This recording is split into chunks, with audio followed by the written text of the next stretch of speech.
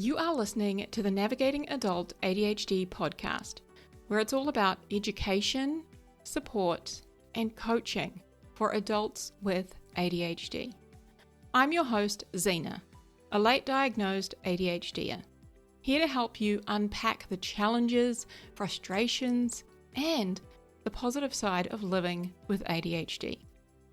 With my no BS approach, I'll help you to better understand your unique ADHD brain and how you can work with it to feel better, increase your self-confidence, improve your relationships, and ultimately achieve your goals. Hello, my friends. Welcome back to Navigating Adult ADHD, where today we are talking about a very important topic, and that is emotional regulation and how to actually identify when you are in a place of being dysregulated. So before we dive into that, I just want to remind you, if you are enjoying the podcast, please remember to hit subscribe, hit the little button so that you get notified each week when the new episode comes out. And also, if you're enjoying it, please do leave a comment or a review. I would be so grateful for that. So this past weekend, my partner and I were away. We had like a weekend away in this beautiful, like an apartment with an ocean view. And one night I was in the bathroom getting ready to go to bed, like brushing my teeth and all the things. And I assumed my partner was in bed, and he called out and he was like, said something sweet, like, hurry up and I want to give you snuggles or something like that. Like it was something nice. And we're in this different place, right? Like I can't really tell where everything's happening from in this room. But I assumed he was in the bed, like just reading his book, whatever.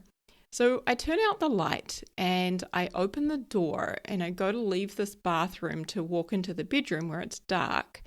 And as I do that, he is standing by the entrance to the doorway and he just goes, boo. And like, I got a shit of a fright. I kid you not.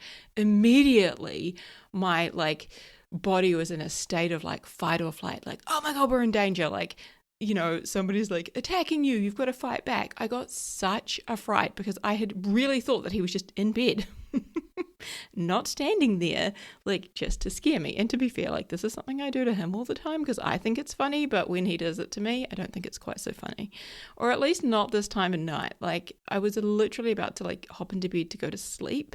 So it was like, 10 o'clock at night or something. This was the last thing I wanted because all of a sudden the adrenaline's pumping through my body. I think I'm in danger.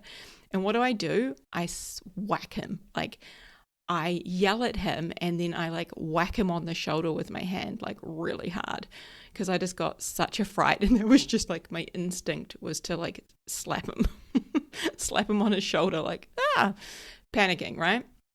Now this, my friends, is emotional dysregulation. Yes, there's always a point to my story. So emotional dysregulation is a core symptom of having ADHD. And in my opinion, I think it's one of the most difficult ones to navigate. So it is one of our executive functions that doesn't always function so well for those of us with ADHD. So the ability to regulate our emotions is kind of like having a remote control for your feelings. And it helps you to manage and control how you react and how you respond in different situations. So when we have difficulties with emotional regulation, it can look like going from 0 to 100 really quick. Like you're calm and happy one moment, then you've like flicked a switch and you are, yelling and storming around and shutting down or what have you. Okay. It can also look like overreacting or getting really upset in a situation that other people are just not that bothered by. And sometimes it can look like having a really low frustration tolerance. Like any little thing can just kind of make you irritable or frustrated or annoyed. It can be overly excited, like being overly excited in a certain situation, or having a short fuse, right? Being like really quick to react and respond, that super short fuse. It can also look like being struggling to calm down, right? Having a difficulty with calming down. Or sometimes it can look like shutting down in a situation, like you just completely shut down and kind of go inside in your shell. All of those things are a completely normal response and reaction for those of us with ADHD, okay? Because part of having ADHD is emotional dysregulation. Now, when we don't know how to soothe, how to regulate, how to calm these big emotions that we have, we often react, or we really try to hide it inside, okay? We try to hide how we're feeling and pretend like maybe it hasn't bothered us, or, we're not feeling what we're feeling. But when we do that, when we're hiding it inside, it's a lot like holding a beach ball underwater, okay? It requires effort. There's going to be a struggle, and eventually it's going to come back out and generally smack you in the face, right? When we struggle to regulate our emotions, it can be problematic in our lives. So our emotions and the way in which we handle them, or perhaps react to them, like, shutting down, lashing out, that sort of thing, it impacts our relationships. Our relationships with our partners, with our children, with our friends, our co-workers, basically every single area of our life. We yell at our kids when we're frustrated. We shut down when our partner is trying to explain, what we failed to do, and we might struggle to resolve our issues. Or we stop talking to our friend when we feel hurt or angry, and that friendship just fades away. When my partner scared me the other day and I whacked him, right? Like I whacked him on the shoulder with my hand. It did not stop there, okay? I hit him because first of all, I was afraid and I got a fright, and so I just whacked him. But then my fear turned into anger, and I was angry that he would do that so close to bedtime when I'm trying to wind down and go to sleep. I was so angry about it.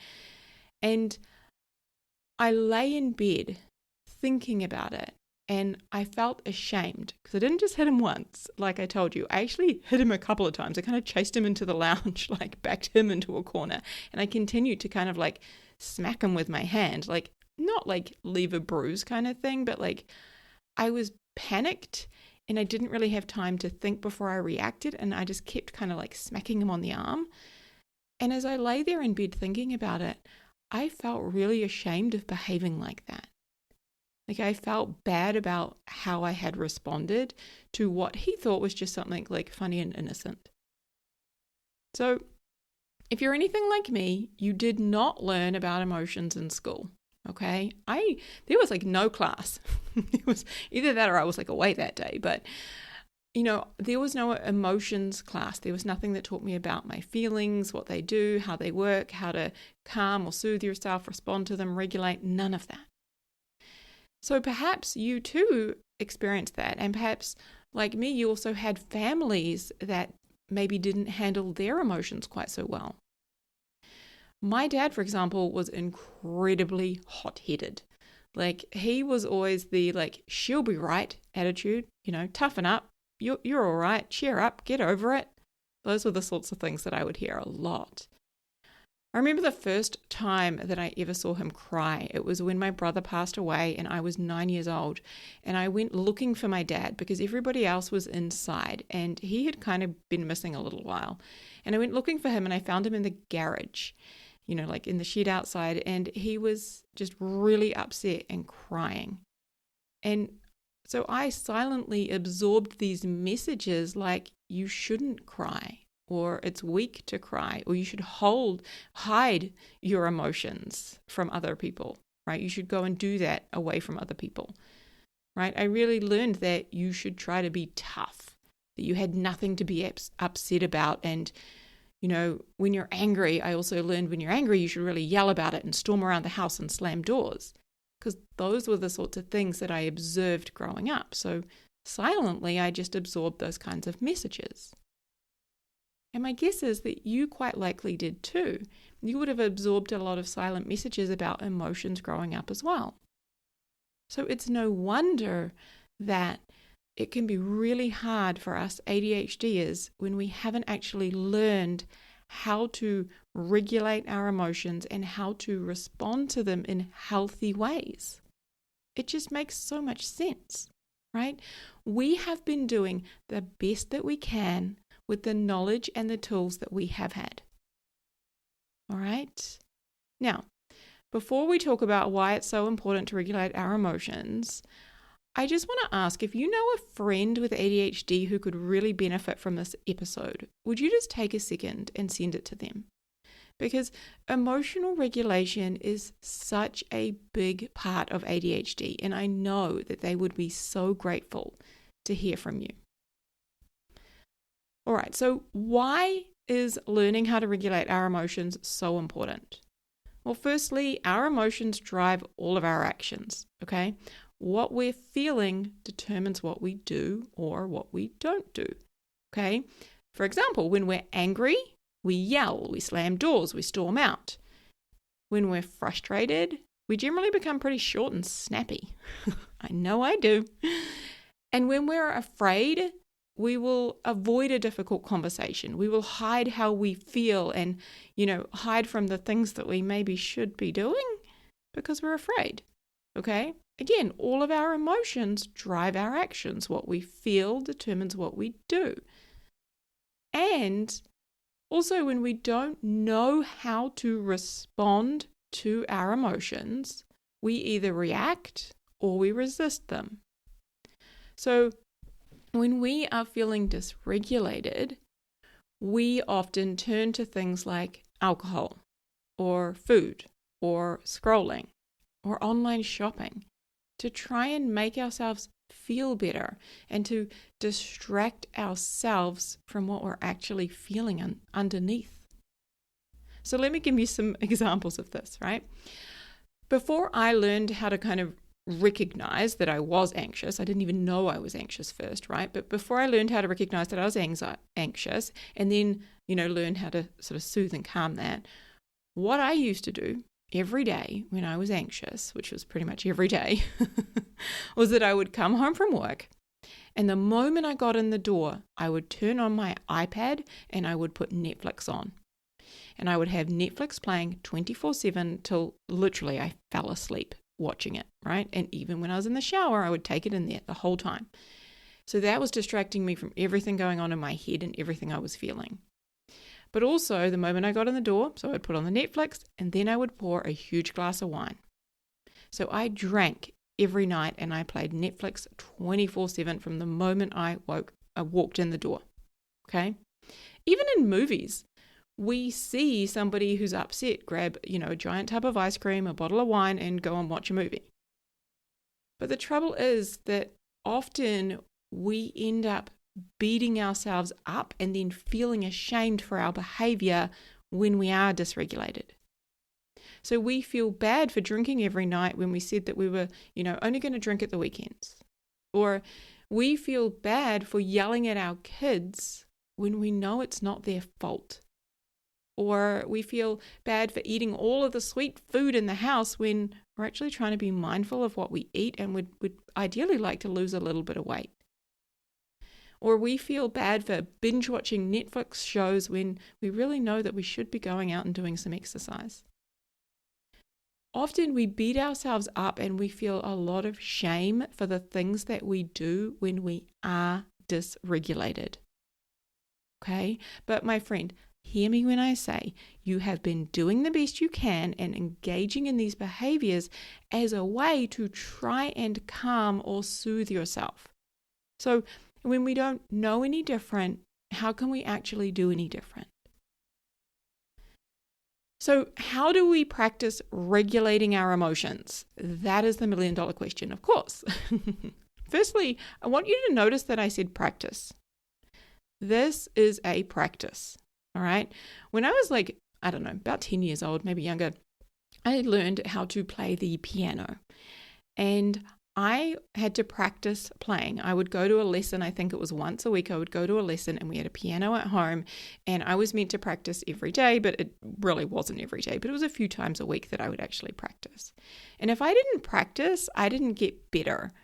And when I didn't get better, I didn't advance. And so like my music teacher would be like, well, there's no point teaching you if you're not going to practice because you're not going to, you're not getting anywhere. But again, any new thing we learn, right, whether it's, learning to play basketball, learning the guitar, like learning a new language, we have to practice in order to get better at it, in order to, become able to do it with ease. Like with the piano, I remember I used to be able to play so good. Like I was able to play incredibly well. I went in competitions. I did it for years. But I get on a piano now, and I tell you what, I think I can play like Mary Had a Little Lamb. That's about it. I can't play a piano today, apart from like that one song, because I stopped practicing. Okay? So again, how do we practice regulating our emotions? Notice I said practice. Let me tell you. So when it comes to regulating our emotions, it involves 3 parts, right? Number 1, we identify when we are dysregulated. Number 2, we regulate our emotions. And number 3 is self-care.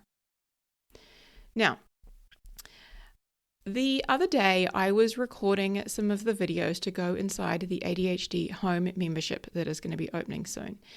And I was doing the last set of videos. So each course is made up of, say, between 4 to 6 modules. And so this course that I was recording had 6 modules. I was on the final module, okay? And each module has multiple videos. And in this final module, there were 6 videos, and I was halfway through recording video 4, and I'm like, I've only got 2 to go after this. Oh my gosh, I'm so close to the end, and I'm so stoked. And I register, I'm staring at the screen, recording it, being super animated and, doing all the things. And I look down to my left to where my little dongle is for the audio, for the sound. And it usually has a little orange light lit up. And the light is not lit up, which means that the microphone that I've got on has lost power, which means there's not going to be any sound for this video. So I stop and I have a look, and the microphone pack that is in my jeans pocket is not even on, meaning that I just recorded a bunch of videos with no sound. Oh my God. And I was absolutely gutted. I was rushing to get these videos done because my partner had had an operation that day. He was in the hospital, like just something minor and routine. He's totally fine. And I wanted to get them done so that I could go back and visit him. However, in my haste, in my rushing to get it done, I made a mistake. And as soon as I realized I'd actually recorded, thankfully it was just those 4 and a bit videos I'd recorded with no sound whatsoever. As soon as I realized that, I was pissed, right? I was really annoyed at myself. I had made a mistake. And then I was super annoyed that I had to record these videos again. I was like, damn it, now I'm not going to have the time to go to the hospital when I had planned. I'm going to have to wait to go later. I was so annoyed. My friends, that right there, that is what dysregulation can look like. Rushing, okay, I was rushing to get them done. That's a sign, rushing. And then also being annoyed or frustrated. That is dysregulation. So it can also look like overwhelm or being in that state of paralysis when you just kind of can't get anything done, or you're kind of flicking in between tasks. You just can't get yourself to start. That. It can look like ruminating or being overstimulated. Also, experiencing RSD. When you're experiencing rejection, sensitivity, dysphoria, that is a sign of dysregulation. Exhaustion, restlessness, right? If you come home from work, I see this quite a lot with the ADHDs that I coach with, even with myself, right? When we, at the end of day, often when we come home from work and we're kind of switched off and kind of maybe waiting to go to bed after dinner, there's often a lot of kind of restlessness in that time.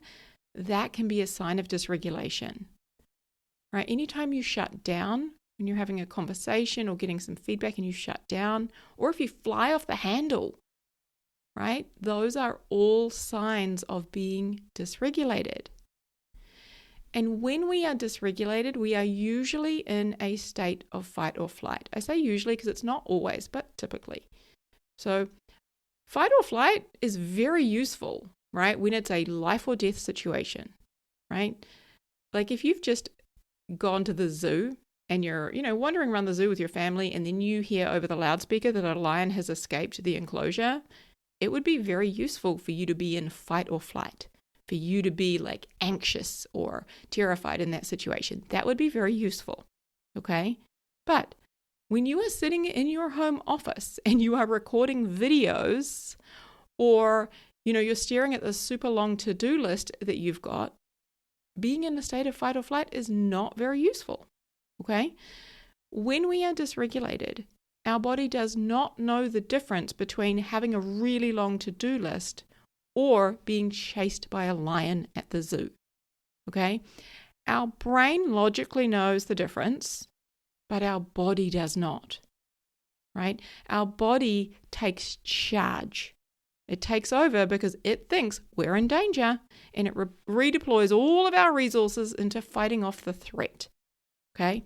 So what this means, when we are dysregulated, we lose even more control of our executive functions, right? The secret to adulting, all of those executive functions that need to function for us to get shit done, right? We lose more control of our ability to think clearly, to make decisions. We become less productive. We often flick between tasks. Basically, when we are dysregulated, it's like taking the dial and turning up the intensity on all of our ADHD symptoms. Of course, my friend, making it so much harder to function.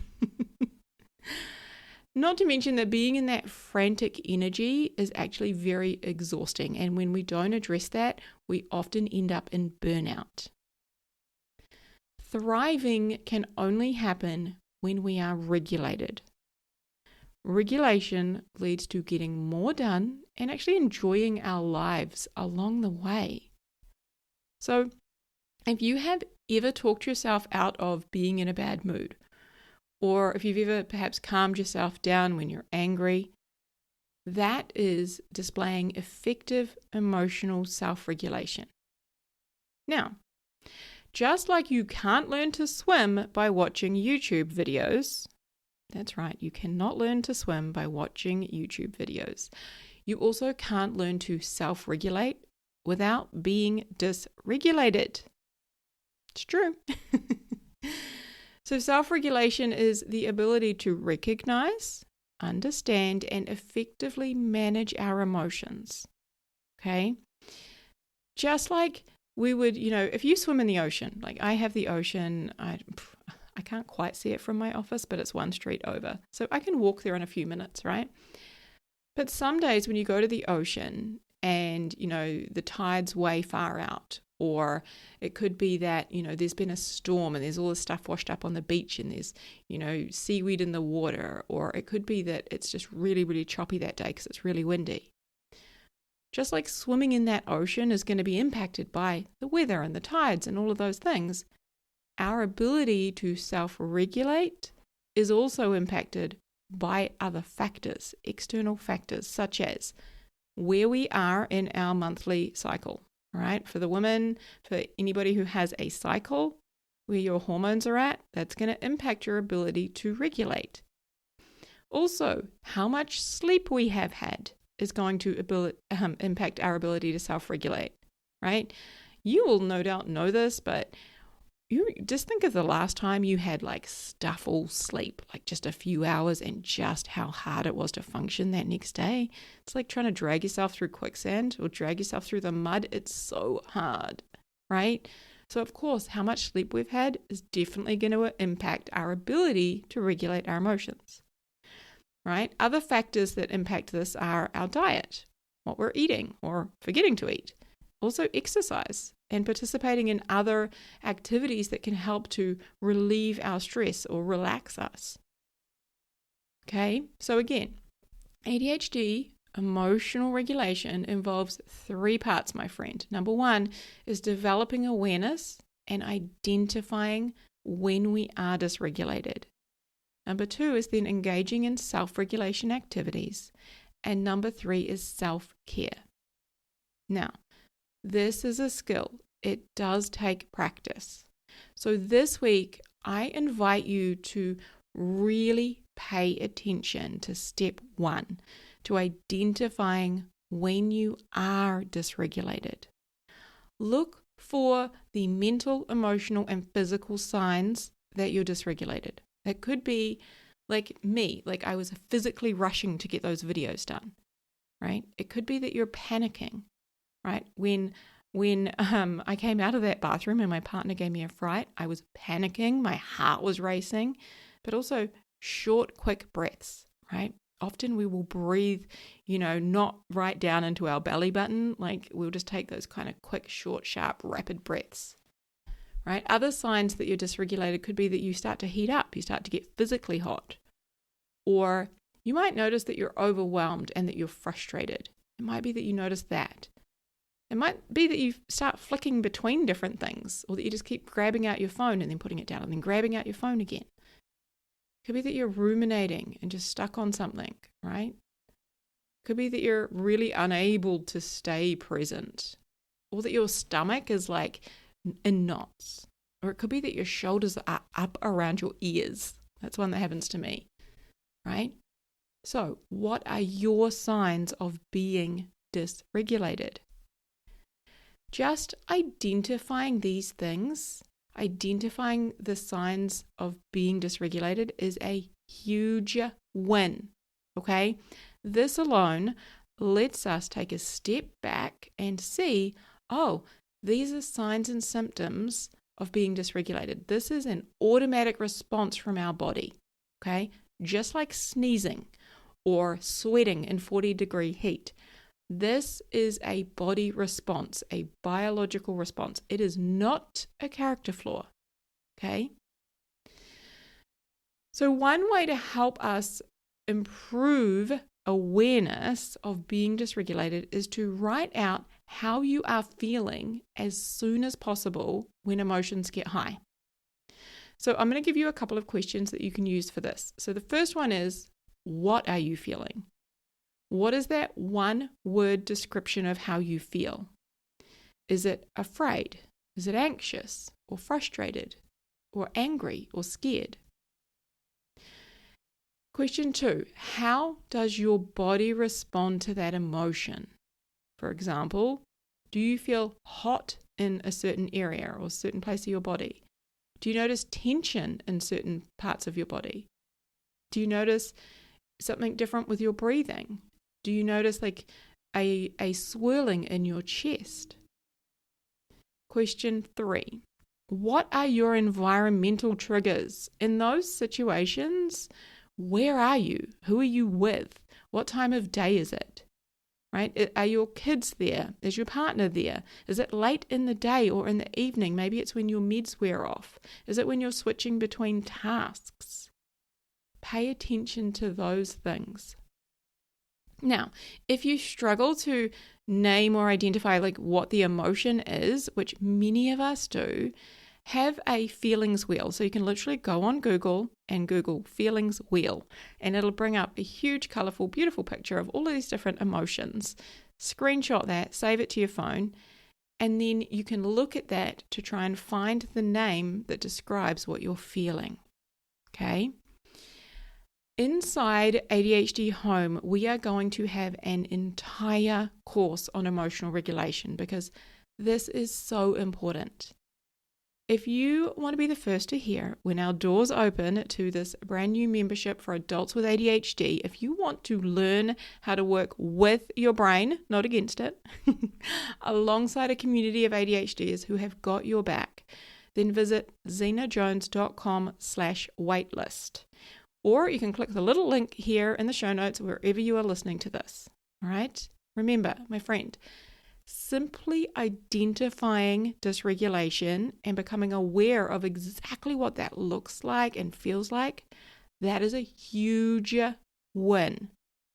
This is a massive step towards learning how to regulate, soothe, and calm ourselves down when our emotions are high. Okay? Huge love to you, my friend. Take care. I'll speak to you next week. If you are loving what you're learning here on the podcast, but you still feel like your ADHD is holding you back, I can help. Using evidence-based coaching tools and my own experiences, I'll help you to manage your emotions and feel better, to increase your productivity, grow your self-confidence, and create the life that you were meant for. Visit zenajones.com/thrive and schedule an ADHD support session to get started.